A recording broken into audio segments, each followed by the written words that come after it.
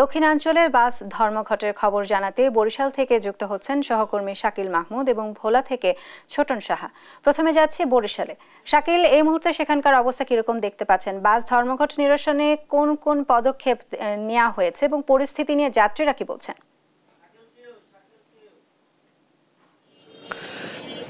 দেখুন, এই মুহূর্তে আমি আছি বরিশালের রূপাতলী বাস টার্মিনালে এবং এই বাস টার্মিনাল থেকে কিন্তু বরিশালের 16টি রুটে বাস চলাচল করে। এই রুটগুলোর মধ্যে আছে ঝালকাঠি, পিরোজপুর, কুয়াকাটা, বরগুনা, পটুয়াখালী, এইসব এলাকার যে মানুষ যারা আছে, যারা এই বরিশালে এসেছিল বা এইসব এলাকায় তারা নিজ বাড়িতে ফিরবে বা কর্মস্থলে ফিরবে, তারা কিন্তু আমরা দেখছি যে সকাল থেকেই কিন্তু তারা ভোগান্তিতে পড়েছেন এবং এখানে এসে তারা যখন জানতে পারেন যে শ্রমিকরা আসলে ধর্মঘটের ডাক দিয়েছে, এরপর থেকে তারা কিন্তু বিকল্প যে পরিবহনগুলো আছে সেই বিকল্প পরিবহনগুলোতে তারা কিন্তু গন্তব্যস্থলে যখন যায় তখন কিন্তু সেই বিকল্প পরিবহনগুলো অতিরিক্ত ভাড়া আদায় করছে বলে কিন্তু যাত্রীরা অভিযোগ করেছে। এতে কিন্তু তারা অনেকটা বিপাকেই পড়েছেন এবং দ্রুত যাতে বাস চলাচল স্বাভাবিক হয় সেই দাবি কিন্তু তারা জানিয়েছেন। আমরা কথা বলেছিলাম এখানকার যারা শ্রমিক নেতা আছে তাদের সাথে। শ্রমিক নেতারা যেটা জানিয়েছে যে বিকেল 3:30টার দিকে কিন্তু এই যে সকল রুটে, যে 16টা রুট, এই 16টা রুটের যে বাস মালিকরা আছেন এবং শ্রমিকরা আছেন তাদের সাথে কিন্তু একটা মিটিং হওয়ার কথা ছিল, কিন্তু এখন পর্যন্ত অনেক বাস মালিক এবং শ্রমিকরা এসে না পৌঁছানোর কারণে এখনো কিন্তু সেই মিটিংটি হচ্ছে না এবং সেই মিটিংয়ের মধ্য দিয়েই কিন্তু আসলে সিদ্ধান্ত হবে যে আসলে এই যে ধর্মঘট, এই ধর্মঘটটা আসলে স্থায়ী হবে নাকি এই ধর্মঘট থেকে তারা সরে আসবেন।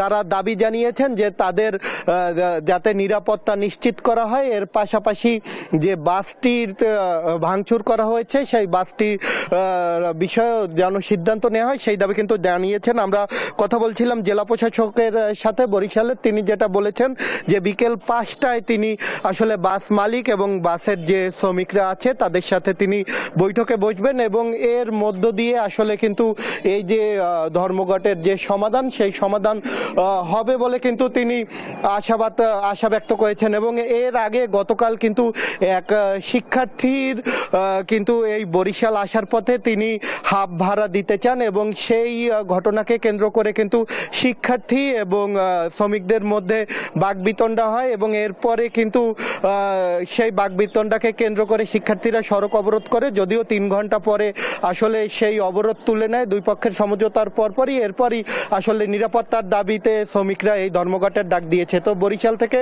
এতটুকুই ছিল আমার কাছে সবশেষ। আমরা একটু যাব ভোলায়, সেখানে আছে সহকর্মী ছোটন সাহা, জানবো সেখানকার খবর।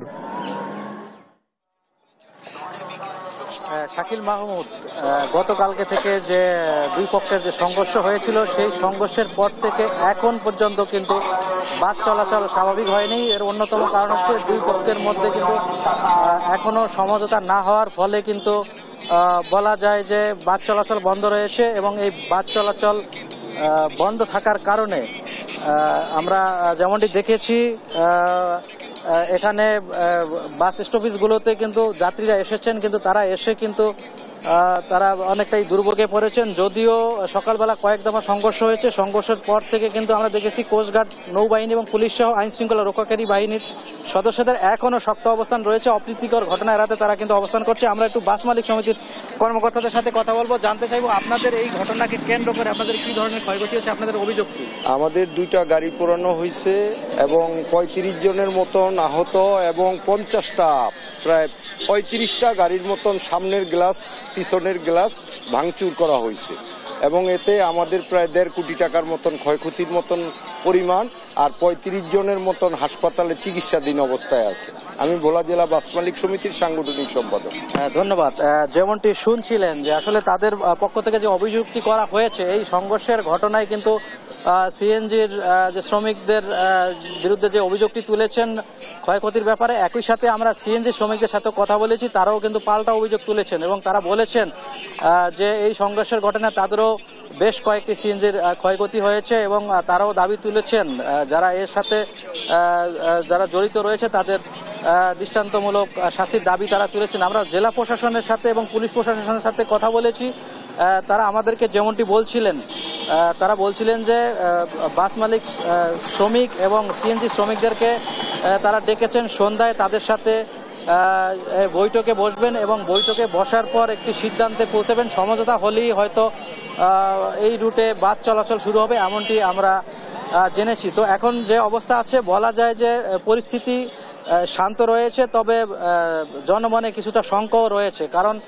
দুই পক্ষ দুই দিকে কিন্তু এখনো অবস্থান করছে। পাশাপাশি পরিস্থিতি শান্ত রাখতে আইন শৃঙ্খলা রক্ষাকারী বাহিনীর সদস্যরাও উপস্থিত রয়েছেন। তো এ ছিল আমার কাছে যে ভোলাতে যে দুই পক্ষের যে সংঘর্ষের পরে যে বাস চলাচল বন্ধ রয়েছে তা নিয়ে সর্বশেষ তথ্য। ফিরে যাচ্ছি স্টুডিওতে সাইনার কাছে। সাইনা। ধন্যবাদ ছোটন সাহা। দক্ষিণাঞ্চলের বাস ধর্মঘটের বিস্তারিত নিয়ে বরিশাল এবং ভোলা থেকে জানাচ্ছিলেন আমাদের সহকর্মীরা।